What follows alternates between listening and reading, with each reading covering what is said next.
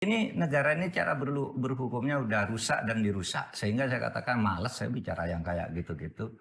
Biar aja tambah busuk, pada akhirnya kebusukan itu akan runtuh sendiri kan suatu saat.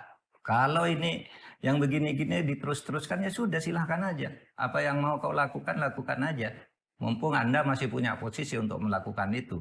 Tapi suatu saat itu bisa akan memukul dirinya sendiri ketika orang lain menggunakan cara yang sama. Ya, yang juga untuk melawan kepentingan orang yang suka begitu.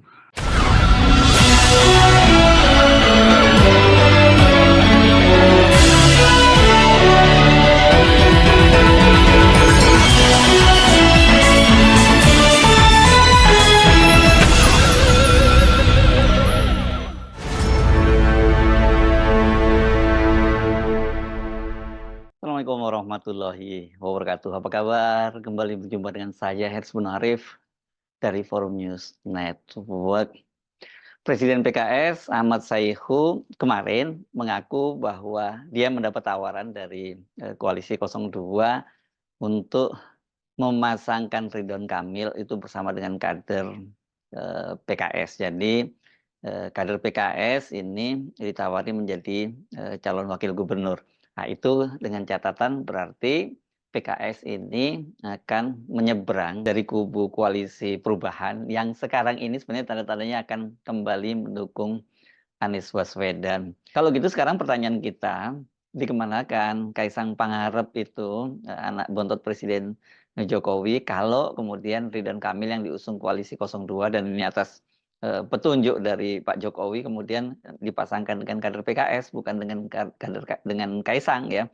Karena kan setelah nama Ridwan Kamil itu mencuat akan menjadi calon gubernur di Jakarta yang diusung oleh koalisi 02, kita semua menduga ini dipastikan ini disiapkan untuk semacam tandemnya dari Kaisang Pangarep. Dan saya kira penilaian ini tidak berlebihan karena seperti dikatakan oleh Ketua Umum Partai Amanat Nasional Zulkifli Hasan, dia kemudian mengusulkan agar Ridwan Kamil itu dipasangkan dengan Kaisang Pangarep. Sementara Golkar yang sekarang menjadi tempat Ridwan Kamil bernaung, dia menjadi wakil ketua umum di Golkar, itu katanya sedang menimbang-nimbang kemungkinan Kaisang itu untuk menjadi calon dari wakil dari Ridwan Kamil. Nah, kalau sekarang PKS mengaku ditawari memasangkan Ridwan Kamil dengan calon yang mereka pilih dari kader internal. Kalau begitu Kaisang itu dikemanakan? Itu kan yang jadi sekarang jadi banyak sekali pertanyaan-pertanyaan yang muncul di publik. Karena berkali-kali juga saya menyampaikan bahwa Kaisang ini kalau ibaratnya puzzle atau lebih tepatnya mosaik gitu ya, mosaik dari dinasti Jokowi, dia ini kan adalah keping terakhir begitu ya.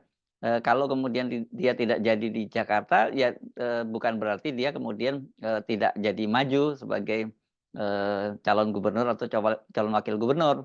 Karena dia sendiri kan sudah menyatakan bahwa ya kalau dia suruh memilih sebenarnya antara Jakarta dan Solo, dia menyatakan akan memilih Jakarta karena bagaimanapun dia sekarang adalah ketua umum partai yang membawai 38 provinsi ya. Kalau Solo terlampau kecil.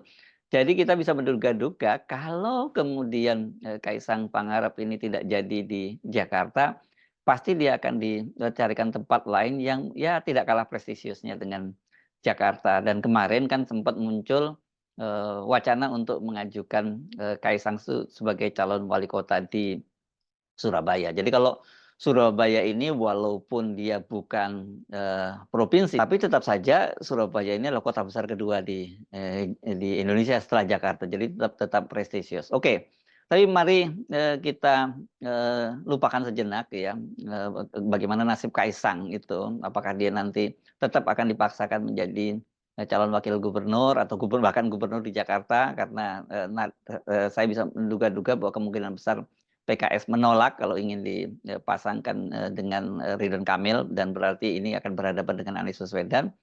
Tapi yang paling penting kita pahami itu adalah situasi sekarang ini membuat banyak orang itu marah ya dengan situasi ini karena kelihatannya kok Pak Jokowi ini meskipun di akhir masa jabatannya itu masih tetap bisa mengatur negeri ini seenaknya saja begitu ya, mengatur-ngatur siapa yang boleh jadi gubernur, siapa yang tidak boleh jadi gubernur dan partai-partai koalisi 02 seolah-olah seperti kerbau dicocok hidung dan masih tetap mengikuti apapun kemauan Pak Jokowi. Jadi, saran saya sebenarnya jangan, kalau memahami Pak Jokowi jangan dengan emosi, sekarang lebih baik kita, tertawa saja ya, karena saya kira kalau kita emosional kita nanti malah, dampaknya tidak baik untuk kesehatan pribadi kita. Jadi lebih baik kalau kita melihat situasi semacam ini, dengan, sudut pandang atau kalau media menyebutnya sebagai angle yang lucu. Nah, kalau soal ngomongin soal yang lucu ini, saya kira ada satu hal yang menarik yang beberapa waktu yang lalu pernah dicuitkan oleh Pak Mahfud MD, ini mantan Menko Polhukam yang notabene pernah menjadi pembantu Pak Jokowi. Jadi, di, akun Twitternya tanggal 6 Juni kemarin Pak Mahfud MD itu mengaku dia mendapat, kiriman, sebuah pepatah dari atau proverb dari, Turki. Katanya dia begini, dia menulis di cuitannya, "Seorang teman mantan pejabat tinggi mengirim pepatah Turki ini kepada saya." Dia nulisnya begini, "Kalau badut menghuni istana, dia bukannya jadi raja, melainkan istanalah yang menjadi panggung sirkus." Kemudian, Mahfud MD mengunggah, ini dalam bahasa Inggris, yakni, "When a clown move into a palace, he doesn't become a king, the palace become a circus." Nah, saya kira ini yang lebih tepat ya, apa yang disampaikan oleh Pak Mahfud ini, karena kalau kita melihat situasi sekarang ini, ya negara ini memang jadinya sirkus dan sirkusnya itu panggung terbesarnya yang ada di istana. Apakah Pak Mahfud sedang menyindir Pak Jokowi? Ini kan, kiriman dari seorang pejabat tinggi, dia menyebutnya seperti itu. Tapi kalau kita merunut ke belakang ya, berbagai cuitan maupun kemudian, pernyataan-pernyataannya Pak Mahfud MD terutama yang diunggah di akun official-nya di YouTube official-nya Mahfud MD Official itu, sebenarnya kita bisa menduga dengan keras bahwa apa yang disampaikan oleh Pak Mahfud MD itu, ya ditujukan sebenarnya pada Pak Jokowi dan keluarganya begitu ya. Jadi kenapa? Karena ya memang nggak karu-karuan dibayangkan ada seorang, anak muda yang tidak punya pengalaman, sama sekali atau minim pengalaman seperti, Gibran Rakabuming yang baru tidak pernah punya pengalaman politik dan kemudian menjadi, wali kota di Solo, itu pun lahan kota kosong begitu, hanya sekitar 2 tahun kemudian dipaksakan menjadi, eee, calon wakil presiden dan ketika dia tidak mencukupi umurnya, ya aturannya diubah begitu ya. Dan, itu kemudian sekarang dia jadi wakil, presiden terpilih mendampingi Prabowo. Nah, itu kekonyolan itu tidak berhenti hanya sampai di situ. Ini berkaitan sekarang dengan Kaisang, Pangarep yang usianya belum cukup 30 tahun, nanti waktu pendaftaran di, di KPU berkaitan dengan pilkada serentak. Tapi kemudian undang-undangnya diubah. Ini karena kebetulan, usia Kaisang ini nanti akan, genap 30 tahun ya setelah pilkada. Jadi bagaimana caranya supaya dia bisa tetap maju, pilkada, ya diubah, peraturan KPU-nya gitu ya. Padahal sebenarnya undang-undangnya juga mengatur seperti itu. Nah, inilah yang kemudian membuat Pak Mahfud beberapa waktu yang lalu itu, mengomentari dia bahwa dia sampai mual gitu ya melihat situasi saat ini. Jadi Pak Mahfud waktu itu belum menganggap itu sebagai sesuatu yang lucu, dia menganggapnya sebagai sesuatu yang membuat dia mual karena, aturan bisa diubah seenaknya saja dan dia, menyatakan di situ bahwa suatu saat nanti ini akan menjadi senjata makan tuan bagi orang yang menggunakan senjata ini ya untuk nah ini jadi semacam kayak kalau mungkin dalam dalam, cerita, Jawa ini semacam kutukan empu gandring gitu. Kalau orang kemudian mengubah-ubah undang-undang untuk keuntungan diri sendiri, dia nanti juga akan dibunuh atau dia akan dicelakakan sendiri dengan undang-undang itu sendiri yang juga nanti pihak lain dengan mudah juga mengubah, seperti itu. Saya sebenarnya agak males tuh komentar ini. Satu, kebusukan cara kita berhukum lagi yang untuk dikomentari sudah membuat mual gitu. Sehingga saya berkata ya sudahlah, apa yang kau mau lakukan aja, merusak hukum itu. Tapi kemudian saya menjadi terpanggil juga untuk menjawab pertanyaan itu karena kemudian ada pernyataan dari mantan hakim agung sahabat saya, Gayus Lumbun, Pak Gayus, yang menyatakan bahwa putusan MA yang seperti itu progresif, maju bagi demokrasi. Nah, karena yang bicara Gayus Lumbun dan banyak yang bertanya kepada saya melalui medsos. Ini mantan Hakim Agung soalnya ya? Iya, sahabat saya juga, Iya. terutama sahabat saya, Iya. sama-sama ahli di bidang tata negara dan administrasi negara gitu ya. Jangan-jangan Gayus Lumbun ini saya salah baca. Karena menurut saya putusan MA ini salah. Kenapa? Dia memutuskan atau membatalkan satu isi peraturan KPU yang sudah sesuai dengan undang-undang, tetapi dinyatakan bertentangan dengan undang-undang. Begini, KPU semula mengatur sesuai dengan ketentuan undang-undang. Pasal 7 Undang-Undang Nomor 10 tahun 2016 itu KPU mengatur gini, untuk menjadi calon itu, untuk mencalonkan diri atau dicalonkan, itu menjadi hak setiap orang.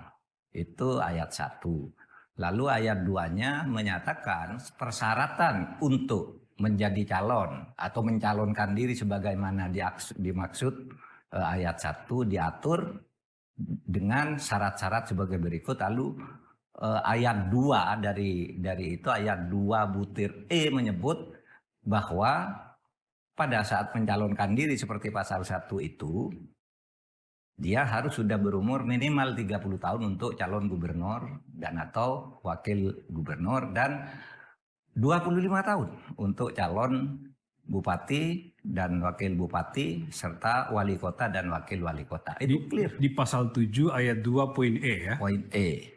Ayat 1-nya, pasal 7 ayat 1-nya menyatakan mencalonkan diri. Berhak mencalonkan diri berhak atau mencalonkan diri dan dicalonkan kalau disambut dengan itu dengan syarat-syarat, ya. Iya kan? Betul. Dengan syarat di ayat 2-nya itu berusia 30 dan 25, ya. Kan gitu. Nah, ini tiba-tiba dibatalkan, katanya bertentangan. Bertentangan dengan yang mana? Peraturan KPU sudah benar. Nah, oleh sebab itu, kalau memang itu mau diterima putusan Mahkamah Agung, berarti dia membatalkan isi undang-undang. Sedangkan menurut hukum kita, menurut konstitusi kita, Mahkamah Agung itu tidak boleh melakukan judicial review atau membatalkan isi undang-undang. Kalau isi undang-undang mau dibatalkan itu hanya 2 caranya.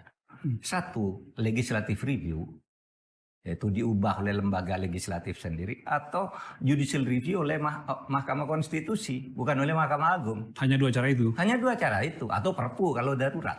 Sebenarnya ini bukan yang pertama kali ya Pak Mahfud MD bicara keras tentang anaknya Pak Jokowi ya. Kalau tadi itu ditujukan pada Kaisang, sebelumnya ketika menyikapi soal putusan Mahkamah Konstitusi yang kemudian membuat Gibran itu kemudian bisa lolos menjadi calon wakil presiden, Mahfud MD waktu itu pernah menyatakan dengan pernyataan yang sangat keras, yang dia menyatakan bahwa seumur hidup akan diolok-olok, dicela oleh publik sebagai anak haram konstitusi. Ya karena memang itu julukan yang disematkan ke konstitusi pada waktu pamannya masih menjadi ketua Mahkamah Konstitusi. Hukum itu ada 2 tingkatan.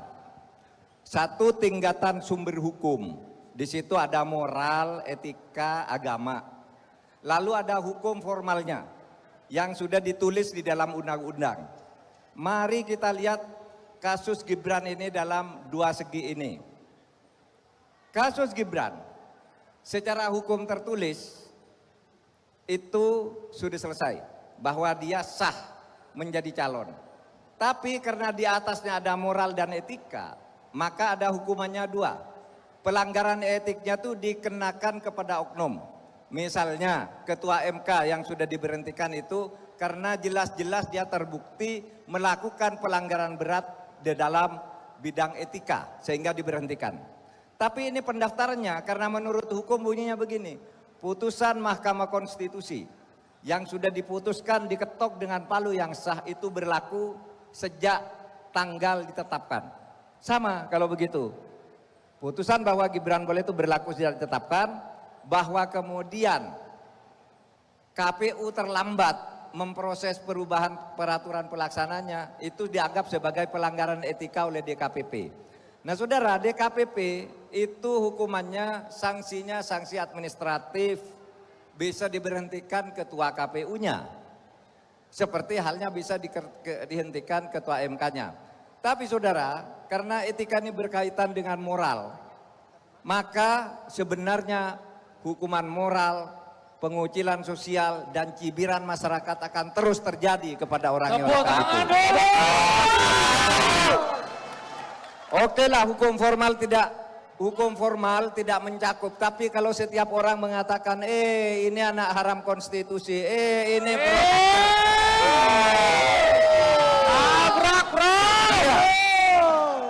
itu kan hukuman sosial di tengah masyarakat. Hukuman moral juga, Anda tidak sah, gitu. Anda karena pertolongan angkel paman, karena Anda ini merekayasa hukum. Itu adalah cibiran masyarakat yang tidak akan pernah terhapuskan selama hidupnya. Itu.